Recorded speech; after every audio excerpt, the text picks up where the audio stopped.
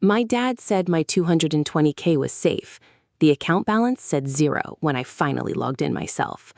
It's funny, or maybe it's not, how a number on a screen can detonate your entire existence. $220,000.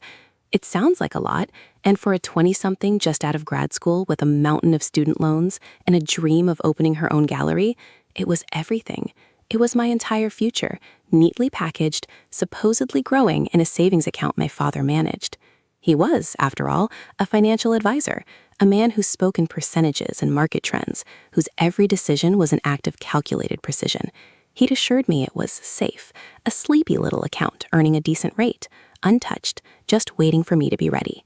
Ready for what? I never asked. Ready to cash out and buy a fixer-upper in Vermont? Ready to finally tell my condescending older brother Mark to shove his practical advice where the sun doesn't shine? Ready to prove to myself that I wasn't just some fleeky art girl, but someone capable of building something real. I'd gotten the initial deposit from my grandmother's estate, a bittersweet windfall that felt like a hug from beyond. Dad had insisted on managing it, setting it up as a joint account with him as the primary holder, citing ease of access and tax benefits I barely understood. I trusted him, implicitly. He was my dad. He was the guy who taught me how to change a tire, who'd helped me study for my SATs, who choked back tears at my graduation. He was the rock, the foundation, and the foundation, it turned out, was made of dust. The unraveling didn't start with a dramatic confrontation or a hushed argument in a dimly lit room. It started with a Tuesday, a perfectly ordinary Tuesday, the kind where the highlight of your day is finding decent parking near the office. I was drowning in spreadsheets, the kind of soul-crushing corporate accounting that made me question every career choice I'd ever made, when I got a text from my college roommate, Chloe. OMG, you'll never guess who I just saw. Your dad and some woman, all over each other at the Palm downtown. Very cozy. The Palm, that was definitely a special occasion kind of place. Not Tuesday. Not cozy. My stomach did a weird flip. It wasn't jealousy, not exactly. It was just off. A dissonant chord in the otherwise predictable symphony of my family life. I texted back. Weird. Maybe celebrating something? Chloe's reply was instant. It looked like more than celebrating, Jen. Like really celebrating. I shook it off. My dad was a private man, but he wasn't exactly known for his clandestine romantic escapades. Maybe it was a client. Maybe Chloe just misinterpreted. The thought gnawed at me, a tiny burr under my saddle all afternoon. By the time I got home, the unease had solidified into a low hum of anxiety. Mom was in the kitchen, humming tunelessly as she chopped vegetables. The usual domestic scene, but the air felt thick somehow. "Hey, Mom," I said, dropping my bag. "Everything okay?" She glanced up, her smile a little too bright. "Of course, honey, just making dinner. Your father's running late. Some sort of emergency at the firm," he said. An emergency. Funny, the same excuse he'd given Chloe's friend for being at the Palm, apparently. My mind flashed back to Chloe's text. Cozy. Over each other. I forced myself to push it down. "Don't be dramatic, Jennifer. Your father works hard," he stressed. Later that evening, the three of us sat around the dining table, the silence punctuated by the clinking of silverware. Dad was subdued, his usual boisterous storytelling replaced by monosyllabic answers to Mom's gentle inquiries. He avoided my gaze. That was new. He usually met my eyes, a silent acknowledgement of our shared understanding, our bond. Tonight, his eyes darted around the room, landing anywhere but on me. The unease grew, a creeping vine tightening its grip around my chest. After dinner, as Mom cleared the plates, I cornered him in the living room. "Dad?" I started, my voice feeling small. "Chloe saw you downtown today, at the Palm, with a woman." He stiffened, his shoulders bunching. He was trying to appear casual, leaning against the mantelpiece, but his knuckles were white where he gripped the polished wood. "Just a business meeting, Jen. Important client." His voice was flat, devoid of its usual warmth. "A business meeting that looked cozy?" I pressed, the words tasting like ash. He finally looked at me, his eyes hard. "Chloe's a good girl, but she's prone to exaggeration. You know how people talk." The deflection was so blatant, so transparent, it was insulting. I wasn't a child anymore, easily swayed by his pronouncements. The little burr from earlier had morphed into a full-blown rash. "Dad, about my savings, the 220K. I was thinking, with the market the way it is, maybe I should look into some other options. Just curious, what's the current interest rate on that account?" The question hung in the air, heavy and expectant. He turned away, walking towards the window. The streetlights cast long shadows across his face, obscuring his expression. "It's fine, Jen, perfectly fine. Earning a good rate. Don't you worry about it." He waved a dismissive hand. "You're young, plenty of time to worry about money." His tone was patronizing, dismissive. It was the tone he used when he talked about my art, my career aspirations, the same tone he used when he thought I was being naive or silly. That night I couldn't sleep. Chloe's text, his evasiveness, the coldness in his eyes, it all coalesced into a chilling premonition. Something was deeply wrong. The next few weeks were a masterclass in denial for all of us. Dad was even more distant, his absences longer, his explanations vaguer. Mom seemed to be walking on eggshells, her usual cheerful demeanor replaced by a brittle politeness. I tried to focus on work, on the gallery proposals I was drafting, on the hopeful visions of curated exhibitions and emerging artists, but the phantom weight of that $220,000 and the unsettling questions surrounding it kept pulling me back. I'd stare at my laptop, trying to draft an email about an artist's contract, and instead, my mind would wander to bank statements, to account numbers, to the image of my father's averted gaze. I started noticing little things. Dad's suits seemed a little less crisp, his usual expensive watch swapped for a cheaper analog one. He'd always been meticulously put together, a walking advertisement for financial security. Now there were subtle cracks in the veneer. One evening, I overheard Mom on the phone in the study, her voice hushed and strained. "No, Richard, I understand, but we have to tell her. She deserves to know." Richard, that was my dad's name. Telling me what? The question pulsed in my mind. I pretended not to hear, my heart hammering against my ribs. The secret, whatever it was a tangible thing, a presence in the house, growing larger and more suffocating each day. Then came Thanksgiving. It was always a big deal, a meticulously orchestrated gathering at our house, with relatives flying in from all over the country. This year, however, the usual festive chaos felt muted, strained. Mark, my older brother, was his usual condescending self, regaling everyone with tales of his latest business triumphs in Chicago.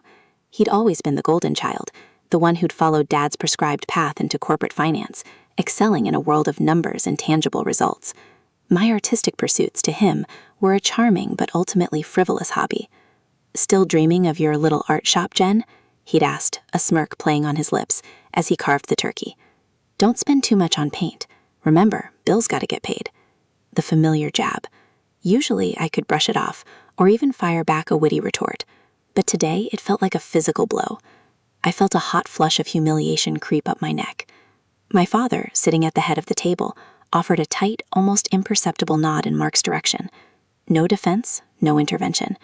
It was as if he was agreeing with Mark, as if he too saw my dreams as a childish fantasy, a waste of potential. It was the first time I felt truly seen by him, as a disappointment, not as his daughter. The feeling was sharp, visceral. Later that night, after most of the guests had departed, leaving behind a lingering scent of pumpkin pie and forced cheerfulness, I found myself alone in the quiet of my old bedroom. I couldn't shake the gnawing feeling of dread. The overheard conversation, Dad's evasiveness, Mark's barbed comment, the hollow feeling of my father's silence. It all pointed to something far more serious than a minor financial hiccup. I needed to know. I needed to see it for myself. I pulled out my phone, my fingers trembling slightly as I navigated to the banking app. My dad had given me the login details years ago, insisting it was for emergencies, for a time when I might need to access funds quickly. I'd never used it. It felt too invasive, too dependent. But tonight, desperation outweighed my reservations. I typed in the username, then the password, a string of characters that felt like the key to a hidden vault. The app whirred, connecting to the server. I held my breath. The screen loaded, displaying a list of accounts. My account, the one Dad had set up for me. I tapped on it, expecting to see the familiar, reassuring number, the one that represented my carefully saved future. The screen flickered, then settled, and I stared. I stared until my eyes burned, until the numbers blurred and swam before me.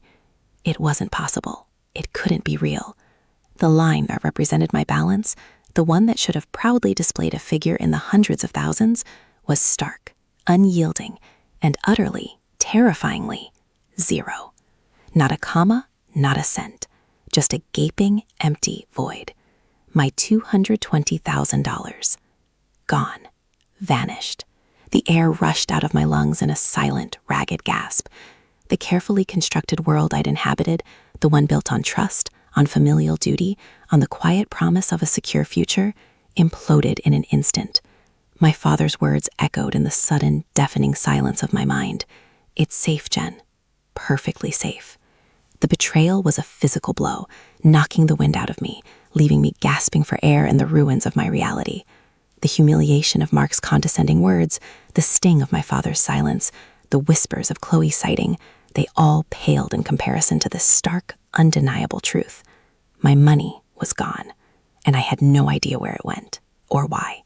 The only thing I knew with chilling certainty was that my father had lied.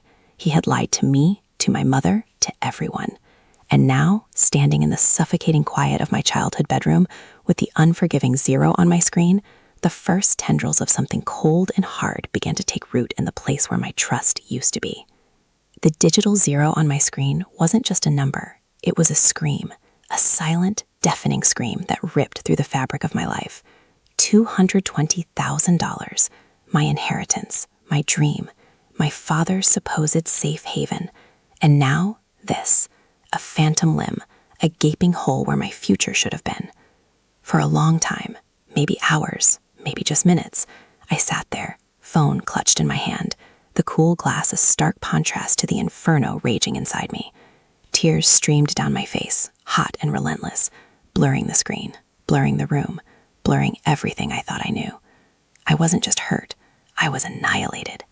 The foundation my father represented, the bedrock of my trust, had crumbled into dust, and I was standing in the wreckage, exposed and utterly alone.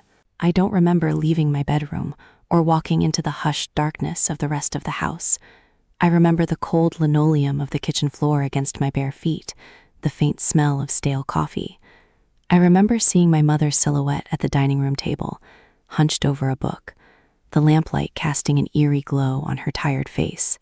She looked smaller than I'd ever seen her.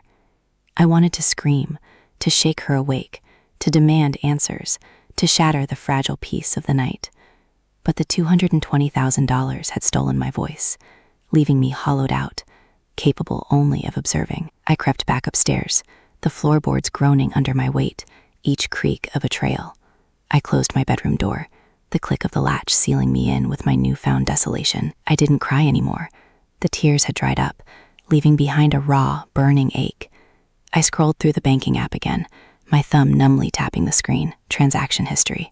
It was all there, a timeline of my financial demise. Small withdrawals at first, almost insignificant, spaced out over months, then larger sums, a significant chunk gone around the time Chloe saw him at the Palm, and then a final massive withdrawal, dated just a few weeks ago, depleting the account to zero. Each transaction was a stab wound, but the names associated with them, they meant nothing to me, just a series of cryptic alphanumeric codes, account numbers, vendor IDs, not personal names, not a company I recognized. This wasn't a simple case of him borrowing it for a business venture. This was systematic, deeper, and the fact that he'd meticulously disguised the beneficiaries, the destinations, it spoke of a level of calculated deception that made my stomach churn. He hadn't just taken my money, he'd actively hidden the evidence of its disappearance. Sleep was a distant memory. I spent the rest of the night in a state of hyper-vigilant despair, replaying every interaction, every conversation, every seemingly innocuous comment my father had ever made about money, about my future, about his financial expertise. He was a financial advisor. He understood markets, risk, investment. He knew how to hide things, and he had hidden this from me, from all of us. The thought of my mother, oblivious, living in the same house with a man who had systematically looted their daughter's future, sent a fresh wave of cold dread through me. The next morning, I walked into the kitchen with a calm I didn't feel. My father was already there, reading the paper, a half-eaten bowl of cereal beside him. He looked tired, his usual sharp suit replaced by a comfortable sweater and slacks. He glanced up, a flicker of something unreadable in his eyes, and offered a weak smile. "Morning, Jen. Sleep well?" The question was routine, polite. It landed like a lead weight. I sat down opposite him, my hands clasped tightly in my lap, the knuckles white. I didn't have any grand plan, no carefully crafted accusations. Just the raw, naked truth burning a hole in my chest. "Dad," I began, my voice surprisingly steady, almost unnervingly so. "I saw the account, the savings account you set up for me, the $220,000. His fork clattered against the ceramic bowl. His eyes, for the first time that morning, met mine directly. They widened, a fleeting expression of panic, quickly masked by a practiced composure. "Oh, and what did you see?" he asked, his voice a little too casual. "I saw 0, I said, the word sharp and clear. 0, Dad. Where did it go?" The silence that followed was thick and suffocating. He looked away, his gaze fixed on the window, on the familiar suburban street bathed in the weak morning sun.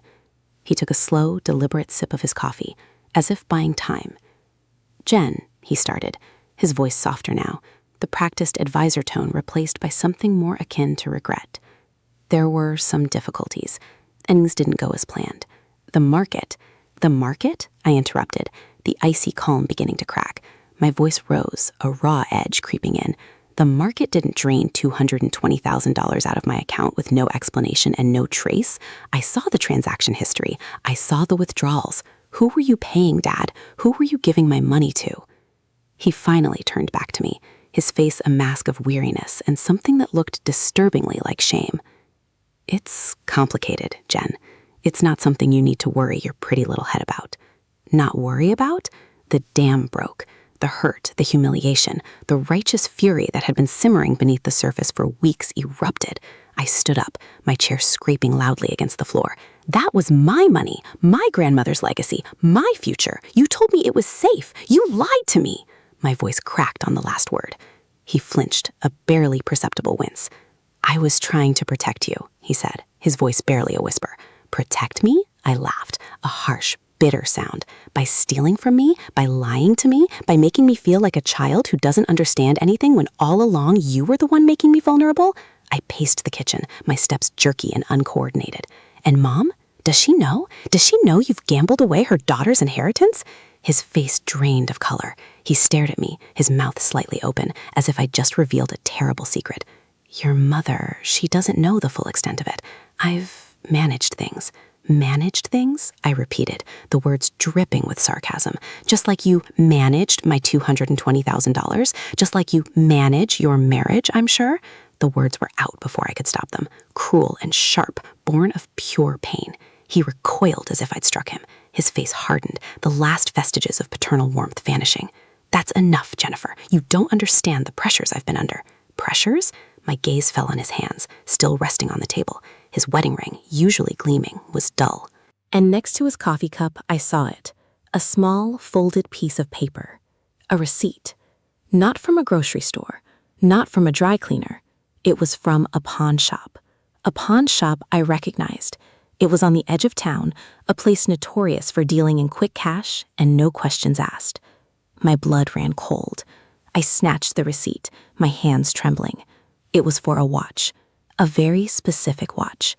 My grandmother's watch. The one she wore every day. The one she'd specifically left to me in her will. My father had always worn it, claiming it was a way to keep her memory close. He told me it was my engagement gift, saved for when I found the right person. I looked from the receipt to my father, my vision blurring again, but this time with a different kind of pain. Not just anger, but a profound, soul-shattering sorrow. He hadn't just spent my money. He'd pawned my inheritance. He'd pawned my memories. He'd pawned the last tangible piece of my grandmother he had. "You pawned Grandma's watch?" My voice was a choked whisper. He wouldn't meet my eyes. He stared down at the receipt in my hand, his shoulders slumping. It was a temporary measure, to cover some immediate expenses. Immediate expenses? I felt a cold dread creeping up my spine, a premonition of a truth far more insidious than I had imagined. The cryptic alphanumeric codes on the bank statement, the pawning of the watch, the evasiveness. It wasn't just about him losing money. It was about him needing money, desperately, and not for a legitimate business venture. I walked out of the kitchen, the receipt clutched in my fist. I didn't say goodbye. I didn't look back. I got into my car, the familiar leather seats feeling alien. I drove, not home, but towards the pawn shop. I didn't know what I was going to find, or what I was going to do, but I knew I couldn't let this go. The $220,000 was gone. My grandmother's watch was gone. But this This betrayal, this unraveling of my father's carefully constructed facade, felt like a new beginning, a terrifying, painful, and ultimately necessary beginning.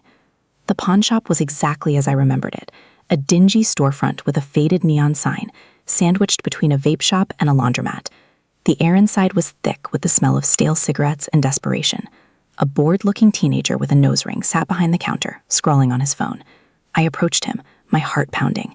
"Hi," I said, my voice shaking slightly. "I'm looking for a watch, a man's watch, gold with a blue face.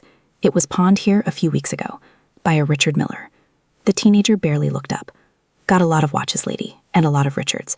"It was my grandfather's," I pressed, my voice growing more urgent. "It's an antique, very distinctive." I described it, my grandmother's descriptions of my grandfather's watch echoing in my mind. The intricate engraving on the back, the worn leather strap. He finally sighed, his fingers pausing over his phone. He turned to a dusty glass display case behind him. He shuffled through a few items, then stopped. He pulled out a small, velvet-lined box. My breath caught in my throat. Inside the box, gleaming under the harsh fluorescent lights, was my grandfather's watch. The gold was a little scuffed, the leather strap showing signs of wear, but it was undeniably his. My grandmother's watch. The watch my father had claimed was a placeholder for my future. The watch he'd pawned to cover immediate expenses. I paid the teenager the paltry sum he asked for, my hands fumbling with the cash. He handed me the box, a flicker of curiosity in his eyes, but he said nothing. I held the watch, its familiar weight settling into my palm. It felt both comforting and devastating. This was the man who had raised me, who I had trusted implicitly, who had seemingly built a stable, respectable life for our family. And yet here I was, buying back a piece of my own heritage from a pawn shop, a tangible symbol of his financial ruin and his deep-seated deception. I drove home slowly, the watch box resting on the passenger seat. The earlier rage had subsided, replaced by a chilling clarity. My father wasn't just a man who had made bad financial decisions. He was a man who had lived a lie. And the lies weren't just about money. The whispers from Chloe about him with another woman, his evasiveness, his constant need for money, it all started to fit into a darker, more disturbing picture. When I pulled into the driveway, the house looked serene, normal, too normal. I walked in and found my mother in the living room, sorting through bills. She looked up, a tentative smile on her face. "Oh, Jen, you're back. I was just trying to make sense of these statements. Your father's been handling most of the finances lately, and I'm just confused." She gestured to a stack of papers. "Some of these charges, they're quite significant, and some of the accounts, I don't recognize them at all." I looked at my mother, her face etched with worry, and then at the watch box in my hand. I knew what I had to do. The lies had to end. For her. For me. "Mom," I said, my voice quiet but firm, "we need to talk, and Dad needs to be here." He walked in a few minutes later, a question on his lips, but he stopped short when he saw the look on my face and the box I held out. He looked at the watch, then at me, his carefully constructed composure crumbling. "Richard," my mother began, her voice trembling. "What is Jennifer talking about? What's going on?" I opened the box, revealing the watch. "This," I said, my gaze fixed on my father. "This is what's going on. This is what you pawned. For what, Dad? For a gambling debt? For another woman? What is it you've been hiding from us?" His face was a canvas of distress.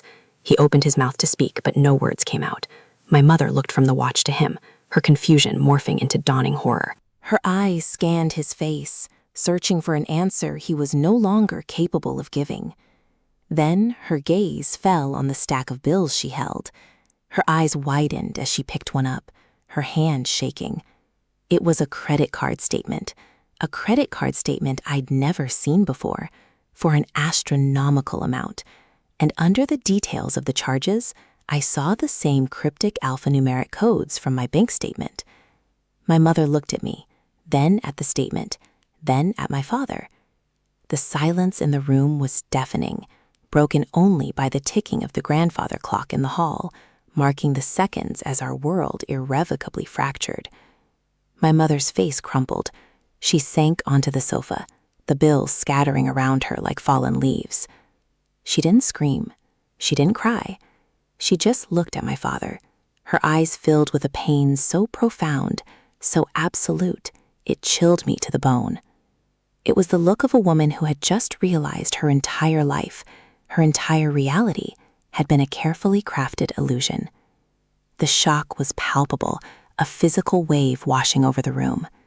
And in that moment, as my mother's world imploded, I knew my father's reign of deception was over.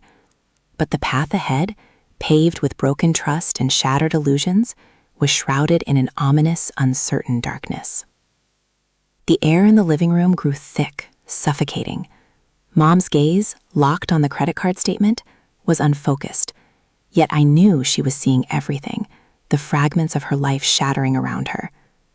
Dad stood frozen, a statue of guilt and denial, his face a roadmap of panic and regret. Chloe's words, once dismissed as idle gossip, now echoed in my mind with chilling accuracy. The other woman, the secret life. It all clicked into place with sickening certainty. This wasn't just about money. It was about the complete and utter dismantling of their marriage, of our family. "Richard," Mom whispered, her voice barely audible, a fragile thread in the suffocating silence. What is all this?" She gestured weakly to the statement, her hand trembling violently. The bill was astronomical, a testament to a hidden life I never suspected. And the line items? They weren't for household expenses or family vacations. They were coded, disguised, the same cryptic alphanumeric IDs that had drained my inheritance. This wasn't just his problem anymore. This was our problem, laid bare in the harsh light of a suburban afternoon. My father finally stirred, a slow, defeated movement.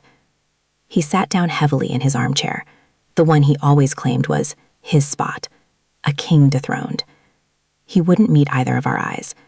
He stared at the worn Persian rug, his posture radiating a desperate attempt to disappear. It's been a difficult period," he began, his voice raspy, hollow. "Business, pressures. I had to manage things." "Manage things?" I repeated, the words laced with a bitterness that surprised even me. I walked over to the large mahogany desk that dominated one corner of the room, the place where Dad handled all his important business. I opened a drawer, my hands steady now, fueled by a cold, determined resolve. Inside, nestled amongst financial reports and legal pads, was a slim, leather-bound address book. It was a relic from a bygone era, a tangible symbol of his analog world. I flipped it open. Page after page of client names, phone numbers, addresses. And then, tucked between the M's and N's, a small embossed card, a hotel concierge card. The address wasn't local. It was a luxury hotel in the city, a place I knew only from glossy magazines. And beside it, scribbled in his familiar handwriting, were dates. Dates that coincided with some of the largest, most untraceable withdrawals from my savings account. "This is how you managed things, Dad?" I held up the card, my voice resonating with a controlled fury. "By living a double life? By spending my inheritance on this?" I tapped the card. Was she worth it, Dad? Was she worth destroying us all for? Mom looked up, her eyes wide with a dawning, gut-wrenching comprehension. The credit card statement, the hotel card, the pawned watch, the pieces were falling into place with a brutal finality. Her face, usually so composed, was now a mask of utter devastation. Her lips parted, a silent sob escaping her. She didn't accuse. She didn't yell. She simply looked at him, her eyes conveying a lifetime of betrayal. Dad finally lifted his head. His eyes were red-rimmed, his face etched with a profound sadness. "Jennifer," he started, his voice thick with emotion. It's not what you think. Not entirely." "Oh, it's exactly what I think," I said, my voice dangerously calm. "It's a man who couldn't handle his own life, so he decided to ruin everyone else's. He gambled away my future, he lied to Mom, and he pawned my grandmother's watch. What else is there to think, Dad?" I walked over to the mantelpiece, where a framed photograph of us as a family sat. A younger mom and dad, beaming, with me and Chloe as little girls. I picked it up, the glass cold against my fingers. The happy faces in the picture felt like a cruel joke. This was all a lie, wasn't it? He flinched. No, Jennifer, not all of it. I love you. I love your mother. The words sounded hollow, like echoes in an empty room. Love? I scoffed, the sound sharp and brittle. This is your definition of love? Deception? Financial ruin? The systematic theft of your own daughter's future? I looked at Mom, who was now quietly weeping, her shoulders shaking. The sight of her pain, her quiet dignity in the face of such profound betrayal, was more potent than any scream. It was a silent testament to a life that had been, perhaps less grand than it appeared on the surface, but deeply, genuinely felt. I didn't want you to worry, he pleaded, his voice cracking. I thought I could fix it. I thought I could get the money back before anyone knew. Before anyone knew? I echoed, my voice rising slightly. You've been systematically draining my savings for over a year, Dad, and Mom's been drowning in credit card debt you've hidden from her. What kind of a father does that? What kind of a husband does that? I turned back to the desk, my eyes scanning the various financial documents scattered there. And then I saw it. A thick file labeled simply estate planning. Curiosity, sharper and more potent than my anger, seized me. I pulled it out. It wasn't about estate planning in the traditional sense. It was a meticulously organized binder detailing every asset, every investment, every debt my father held. And buried within its pages, I found the truth. Not just about my money, but about everything. A complex web of leveraged investments, high-risk ventures that had all gone south, leaving him in a financial black hole. He hadn't just borrowed from my inheritance, he had in essence gambled it away, along with a significant portion of his own assets, in a desperate attempt to recoup his losses. The cryptic alphanumeric codes were simply the payment processors for offshore accounts, shell corporations designed to mask the true destination of the funds. He had been drowning, and he had pulled my inheritance, and by extension, our family's financial security, down with him. But there was more. Tucked into the back of the binder, I found a separate, smaller file. This one was also labeled, but with a name I didn't recognize, E. Sterling. Inside were documents related to a trust, a significant trust, a trust that was set up not by my father, but by his estranged brother, Uncle Robert, the same uncle who had been written out of our lives years ago after a bitter dispute with my father, the same uncle who, according to family lore, was a successful, albeit reclusive, businessman. I opened the trust documents, my hands trembling. The language was dense legal jargon, but the core message was unmistakable. The trust was established for the benefit of my father's children, for Jennifer and Chloe. It stipulated that upon my father's incapacitation or death, the assets would be transferred to us, managed by an independent trustee. And the value of that trust? It was staggering. A sum that dwarfed my missing $220,000, dwarfed his entire perceived net worth. It was a fortune. I looked up, my eyes meeting my father's. His face was pale, his eyes wide with a mixture of fear and resignation. He had clearly never anticipated this document being found. He had been so consumed by his own desperate financial machinations, so blinded by his need to control the narrative, that he had overlooked the potential consequences of his estranged brother's foresight. You always said Uncle Robert was unstable, I said, my voice surprisingly steady, a new kind of authority seeping into it. You always painted him as the black sheep. But it looks like he was the only one with any sense, Dad. The only one who saw this coming. Mom looked from the trust documents to my father, her confusion slowly giving way to a glimmer of hope, a fragile ember in the ashes of her despair. She saw it too. The way out. The chance to rebuild. So, I continued, my gaze sweeping across the room, taking in the expensive furniture, the framed diplomas, the outward symbols of a successful life that had been built on a foundation of sand. You gambled away my inheritance, you lied to Mom, you pawned Grandma's watch. You put us all in a position where we could have lost everything, and all because you couldn't admit you were in trouble. I closed the trust binder with a decisive snap. Well, Dad, you've managed things for the last time. I walked over to Mom, who was still sitting on the sofa, staring blankly ahead. I knelt beside her, taking her hand. It was cold and clammy. "Mom," I said, my voice soft but firm. "It's going to be okay. We're going to be okay." She finally looked at me, her eyes brimming with unshed tears. "But how, Jen? How can we be okay?" "Because," I said, squeezing her hand, a wave of fierce protectiveness washing over me. "Because Uncle Robert was smart. And because you, Mom, deserve so much more than this. You deserve stability. You deserve peace." I stood up, my gaze fixed on my father, who was now watching me with a mixture of dread and reluctant respect. "Dad, I'm going to contact Uncle Robert. I'm going to have him review these documents, and I'm going to make sure that trust is honored, for Chloe and for me, and for Mom." His jaw tightened.